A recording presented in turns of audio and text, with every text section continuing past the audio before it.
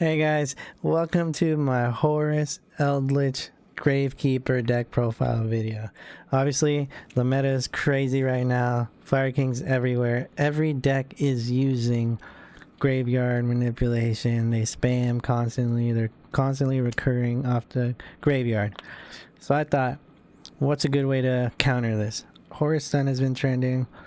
Eldlich, you kind of saw my deck profile earlier to stun, and I was like, dude, Gravekeepers, they use Necro Valley. Necro Valley is one of my favorite cards. It completely shuts down Fire King. Is there a way I can combine all three? And I think I got some sort of a solution. I've been really enjoying this deck. I've been play testing the crap out of it. It's still a work in progress, but yeah, I'm having a lot of fun. And yeah, it's basically Necro Valley, Horus, Stun, Turbo, whatever you want to call it, but absolutely love this deck and I've been having so much fun. Also remember, the giveaway is out. You can comment on the giveaway video. I said my locals video in the other video, but comment on the giveaway video instead. I'll still count any other comments I get, but at 100 subscribers we are giving away these sleeves right here. Let's get started with the deck profile. We will have a combo video going out, but yeah, so our main card is Necro Valley. You can play 3 of it. It's a way to shut off our opponent from doing too much, so it's really strong and we really want to see it every time. So that being said, we played 3 Necro Valley Throne. Necro Valley Throne is just another way to get into Necro Valley. You can search Gravekeeper's Commandant. There's a proxy here. I'm still waiting on my last copy. I ordered 3 supers, so should be replaced here soon. But yeah, Commandant can search Necro Valley. We have another way to search Necro Valley and another way to search Necro Valley. This guy can get linked off or sent to get another commandant, which searches Necro Valley. Then Spiritualist and Headman. So these 2, we play one of them. I did want to have a bigger Gravekeeper package because Gravekeeper is one of my favorite decks of all time, but after testing a lot, really just need one of each of these. Can't really go with more. It's just too cloggy. She's usually pitched off for the King Sarcophagus, and same as him, they're just kind of like last resorts, but they're good to have. They're good extenders. He's a good extender. But yeah, basically we'll use her effect to go into Supernaturalist if I already have access to Necro Valley, and to get follow-up to get another Necro Valley next turn, so I can set mine so I can play through it and then activate it at the end phase. That way I can stall my opponent again if I haven't killed him already. But yeah, and then finally the broken blowout card, Royal Tribute. If you get this in your opening hand with Necro Valley, it's pretty much an auto win. You send all your opponent's stuff to the grave. They can't do anything. And yeah, and you can play through it. So really good card.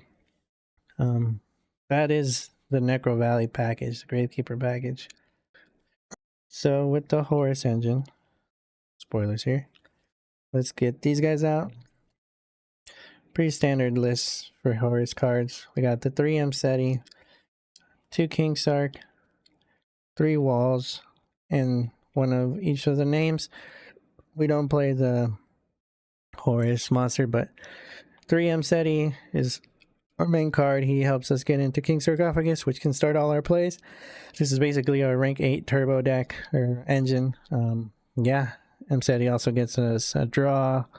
A lot of the times I'll want to open Walls of Imperial Tomb. My main play will be Walls. If I don't have Mseti, I will activate or even use Terraforming to get into Walls over Necro Valley, because I have so many ways to go into Necro Valley that I'm not too worried about getting into it. So I'll always try and get into Walls first, start my Horus plays, because this just helps me draw. I can go into, you'll see my extra deck, but Coach Trainer, get more draws after that, especially going first, or just get my rank 8 plays going. But this is a pretty good list. It's pretty standard on all the Horus engine. Sometimes people only play 2 names, but I need the extra name because it's really good to have 4 for my rank 8 plays. So the next engine, as you can tell, Eldlich, my favorite card. I have Cursed Eldland and Eldlich the Golden Lord. Just one. It works really good with the Horus engine actually. So this is a cool play you can do. So if I have access to King Sarcophagus and Cursed Eldland, what I can do is activate Cursed Eldland, pay 100, add Eldlich to my hand, use King Sarcophagus to send Golden Lord and a Horus monster from my deck to the grave. So I've loaded up my grave. I'll use Eldlich's effect to send the Eldland to add Eldlich back to hand. Now I have the option to special summon. I'll opt not to special summon because it's a you can, not you must. So I'll keep him in hand, and now I have another card to pitch and send another name. So now I can send. So now I got 2 names for free, all off the Eldlich engine. And the cool thing is I want Eldlich in grave because with Necro Valley on field, I can't move, I can't bring my Horus monsters back. So it seems kind of counterproductive. You're like, oh, why would you play Horus with Gravekeeper and Necro Valley? Because you can't really do anything, it shuts you out. Yes, but with the Eldlich engine, what I can do is activate Golden Lord in Graveyard, same way we do with Curse Eldland. Not right now, obviously, when it comes back to my turn.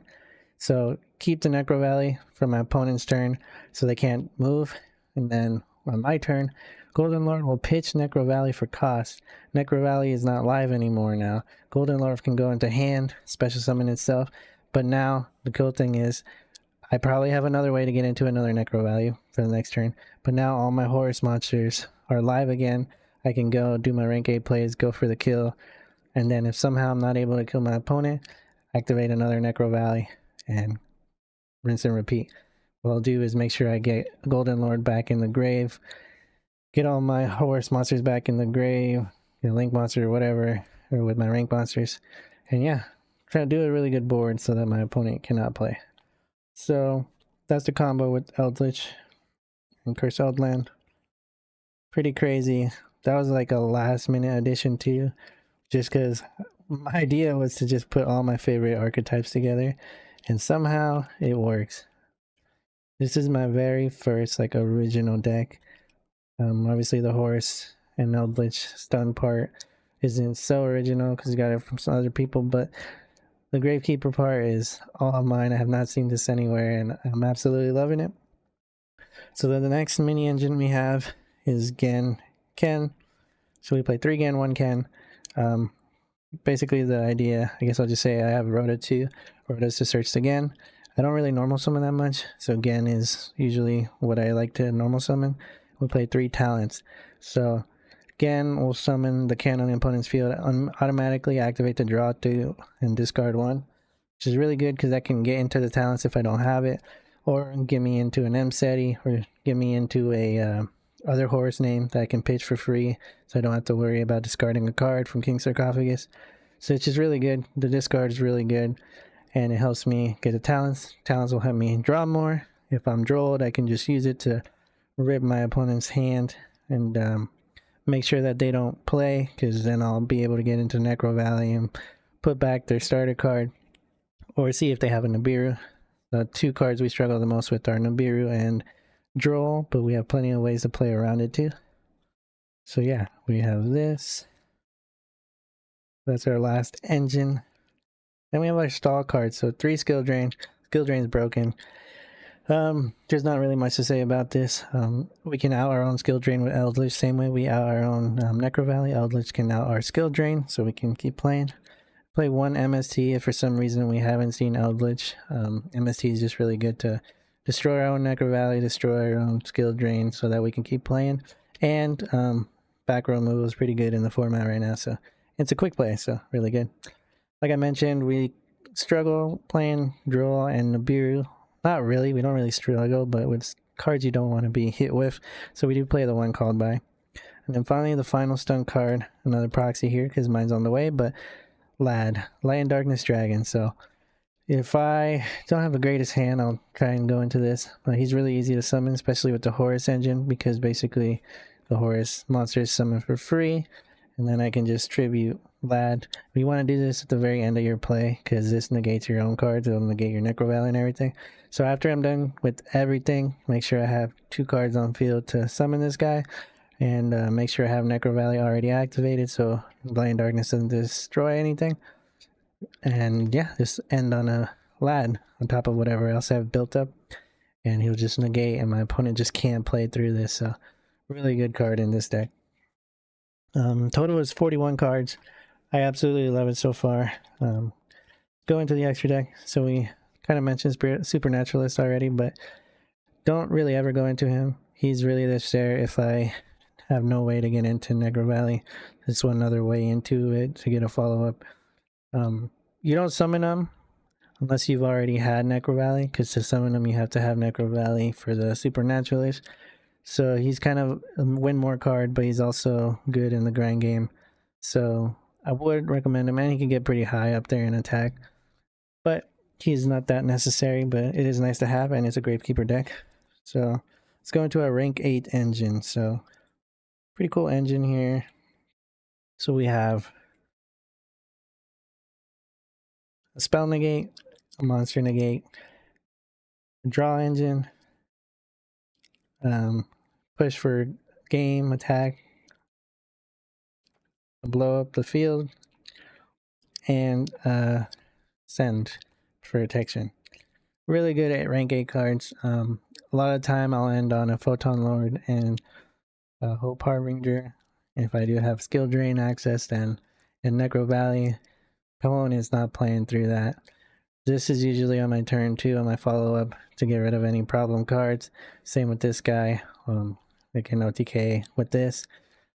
This guy too is probably a turn 2 card to just blow up the field, and then also I can detach to send or destroy a spell or trap. These are my turn 1 cards basically. If my hand is terrible, I'll go Giant Trainer turn 1. Just draw as much as I can, try and get into my Necro Valley if I haven't already, or try and get into my skill drains or my stall cards, and yeah, or Golden Lord if I need them. So turn 1, turn 2, and besides these two, because these two are number monsters, these 4 are really nice because since they're 2 monsters from the same rank, just different type or different names, I can 2xe monsters with the same rank except number monsters. Yeah, so these two can't, but these two I can go into Utopic Future, Utopic Draco. Don't ever really go into them, but really fun to do if it comes up. Grind games, not really necessary, but if you can do it, why not? And since I have a bunch of XE monsters, we play the 1 Zeus, the 1 Typhon. I go into battle a lot with these guys, so slapping Zeus on top is good, and Typhon is just good to out any troublesome cards. So that is my XE package. And originally when I first made this, I was only playing XEs. I was playing duplicates of cards. I was playing like pot cards, like a Prosperity and Extravagance. But I realized I don't really like those cards because they limit what I can have, the amount of cards I can have in my extra deck. So then I play multiples of it. And then they also lock you from drawing. So if you get Ash or something, can't keep drawing. In this deck, you really want to see your Necro Valley, and you have to draw for that. So we have plenty of ways to draw without restricting us. So that opened up my extra deck, and I realized link monsters are super important because if we go into rank 8s, the Horus monsters are stuck under them, and I don't have to detach them right away. And I want to get my Horus monsters back to grave, and one way to do that is to link them off. The first one isn't with Horus related, but she's just really good because I can link off any of my spellcasters, which are my Gravekeeper monsters. The best one to link off is Recruiter. If I ever have a dead hand or this is my only normal summon, I can link him off for Artemis, and then he'll trigger to search a Commandant. And yeah, or you can search any of the Gravekeeper monsters I play, but yeah, he mainly searches Commandant to get me into Necro Valley. That's a good play here. And then my other link monsters, that's why Artemis is there. It's pretty standard, but IP and SP. IP is crazy. It's just easy way to get my Horus monsters back. And then SP, everybody's playing SP. SP is insane. So banish and an interruption. A lot of times I'll end on like a Horus or an Xyz monster and 2 others, link the other 2 for IP. And then go IP and the Horus or IP and whatever monster for SP and banish their card.